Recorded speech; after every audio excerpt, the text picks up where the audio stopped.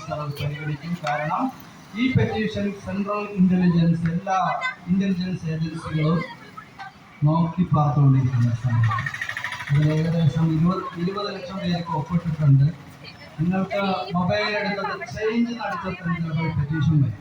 ഈ വന്നില്ല എങ്കിൽ ഗൂഗിളിൽ വന്നില്ല എങ്കിൽ change.org എന്നടിക്കുക. അപ്പോൾ വരും.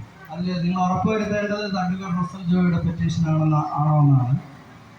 അത് നോക്കിയിട്ട് നിങ്ങൾ ഒപ്പിടുക. അത് നിങ്ങളുടെ ഇമെയിൽ ID വെച്ച് ഒപ്പിടാം. മറ്റുള്ളവരുടെ ഇമെയിൽ ID അവർ തരാൻ സന്നദ്ധമാണെങ്കിൽ നമുക്ക് അവർക്ക് വേണ്ടി ഒപ്പിടാവുന്നതാണ്. change.org അവരുടെ ഈ പ്രസ്ഥാനം കൊണ്ടു നടക്കാനായിട്ട് ചിലപ്പോൾ ഡൊണേഷൻ ആവശ്യപ്പെടാം. പലരും വിചാരിച്ചത് തണ്ടുകർ റസൽ ജോയ്ക്കുള്ള ഡൊണേഷനാണെന്ന് വിചാരിച്ചുകൊണ്ട് ലക്ഷങ്ങൾ ഇട്ട് കൊടുത്തിട്ടുണ്ട്. അതിൽ 5 പൈസ പോലെ എനിക്ക് കിട്ടത്തില്ല. അത് change.org-ക്കാണ് പോകുന്നത്.